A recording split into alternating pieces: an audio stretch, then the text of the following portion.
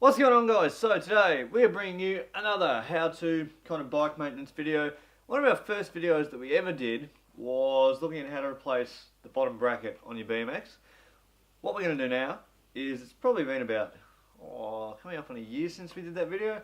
We're going to take a look at replacing one of the other main bearings in your bike, and that would be the headset. So what we're going to do today is I'm going to show you how to take out your old integrated headset, put a new one in, and get it running smooth again. So what I'll do now is I'm going to show you what you're going to need. So obviously what we're going to need is we're going to need another headset. Give me any brand, whatever you like.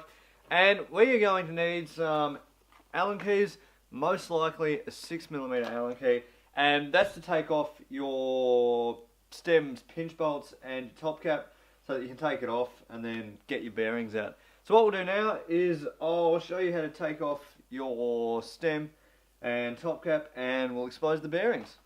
So what I'm going to start with is I'm going to loosen both of the stem's pinch bolts and kind of do it evenly, so not undo one side completely all the way undone, because then what will happen is if you fully loosen off that bottom pinch bolt, it'll get really tight on that top side. So if you do each side gradually like this, you've got less chance of damaging your bolts, and it should just be a little bit easier to get them off.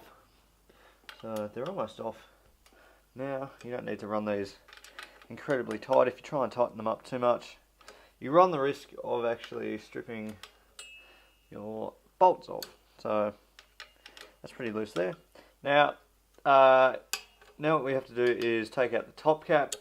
This top cap's a little bit different. This is the Odyssey top cap for the R series forks. Generally, it's just a 6 or 8mm Allen key straight down the top, and then simply just loosen it. Can be a little bit of a pain in the ass. You might need to kind of put your feet either side of the tyre. Oh, like that. There it goes. Just like that. And then what we should be able to do is fully get that out.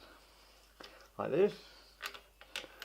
Top cap, and then bars and stem come straight off.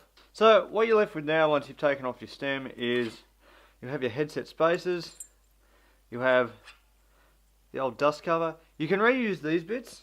These aren't actually the bearings or anything to do with the bearings, so these can be reused if you like the look of your dust cap or something like that. You know, you've got a custom dust cap in a special colour or something for your bike, but I don't know if you can see that, but you can ship them and actually damage these dust caps. So I'll be replacing my dust cap today, but you know, if you guys don't want to, you don't have to.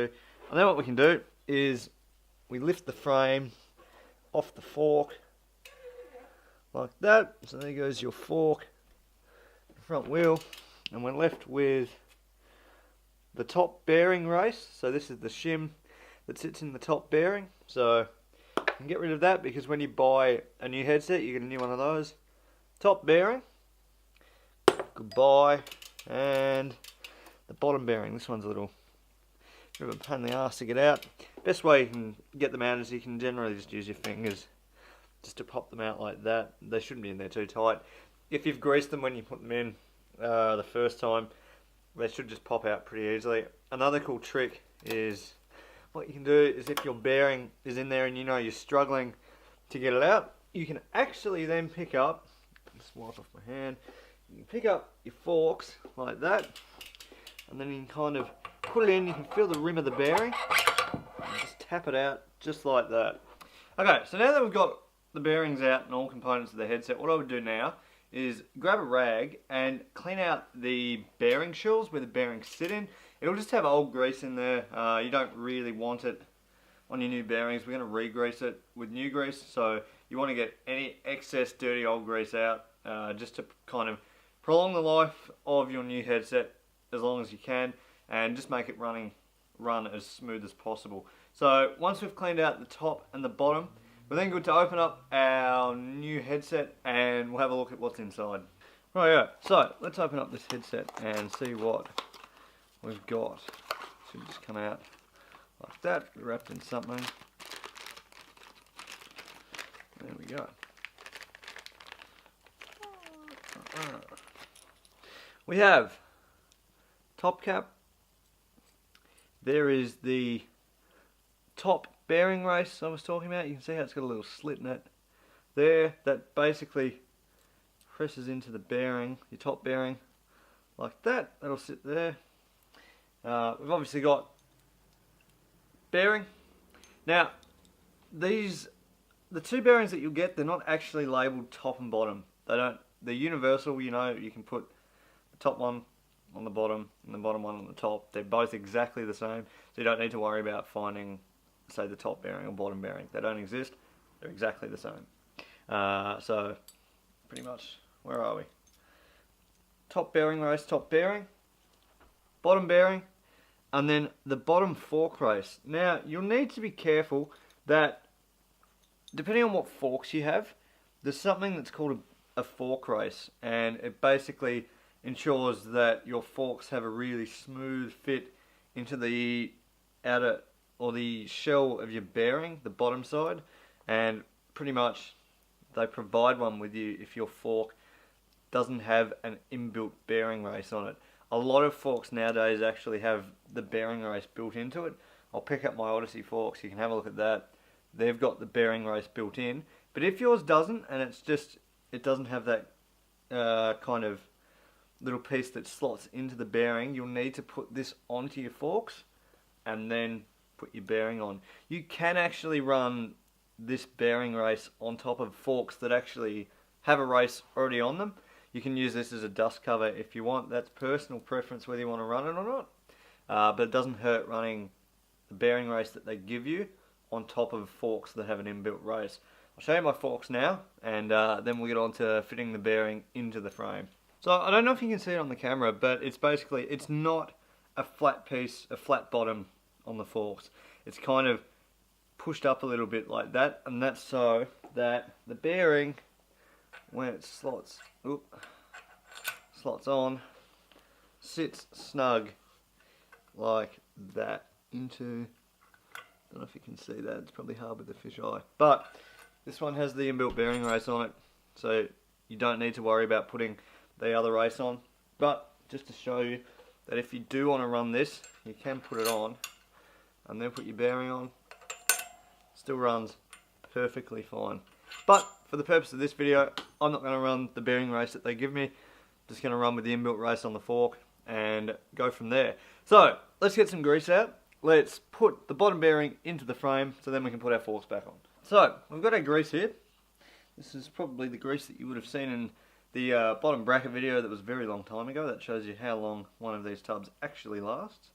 Going to get a little bit of grease on your finger like that, not too much. A little bit goes a long way. And then pretty much we're just going to run it around the rim of the bearing shell on the frame, like that. Get it in there, kind of evenly coat it around all the inside of there. Then what we can do is we can take one of our bearings, there it is, take our bearing and we can just put it onto the frame or into the shell like that, and that drops straight in just like that. So again, bearing slots in and just drops down like that.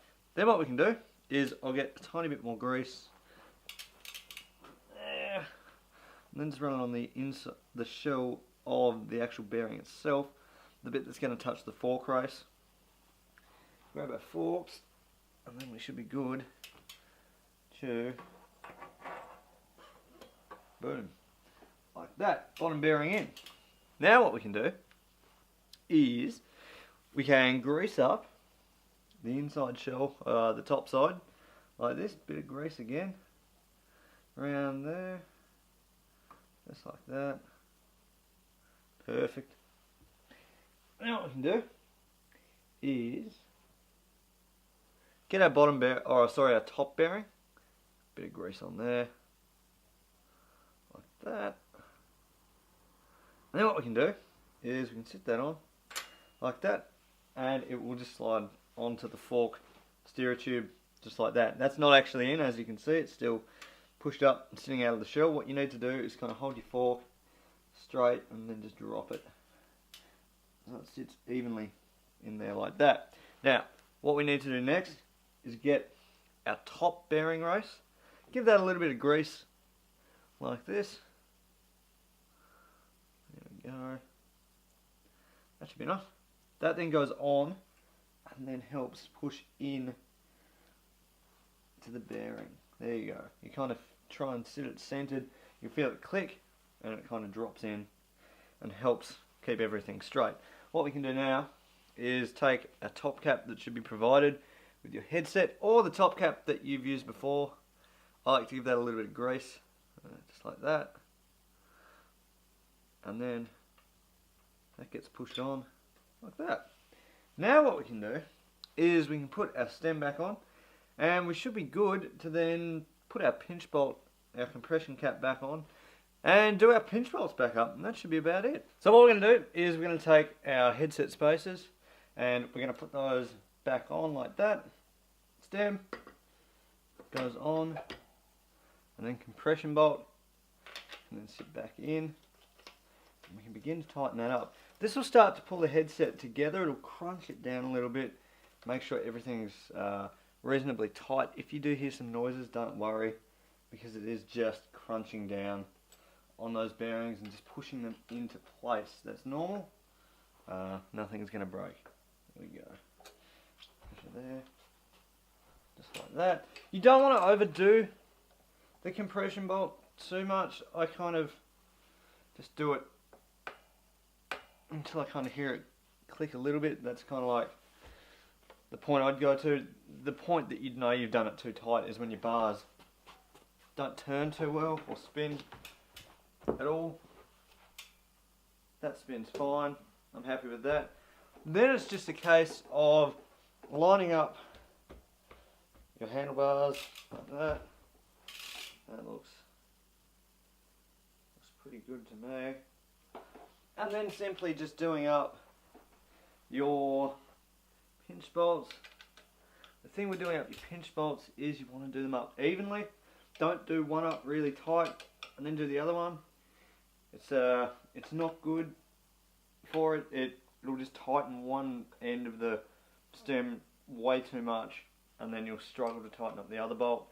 So kind of just apply even pressure, kind of switching between the two pinch bolts that you have on your stem, like that. You don't want to over tighten these either.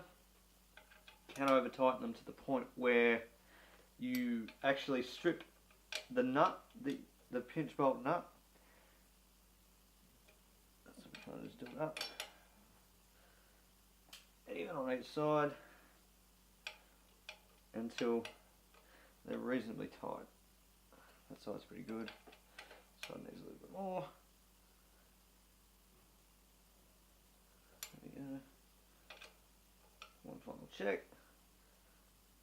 There we go. I'm happy with that. That's not coming undone.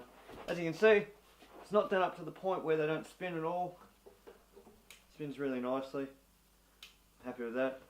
New headset installed, old one out, spinning smoothly again. So hopefully that's helped you guys out with how to put an integrated BMX headset into your bike. If you've got any questions or I haven't covered anything, please leave comments below and we'll more than happily get back to them, answer any questions that you've got. To the best of our abilities, we'll try and help you out. Anyway, thank you very much for watching. Like, comment, subscribe, all of that good stuff, and we will see you in the next video.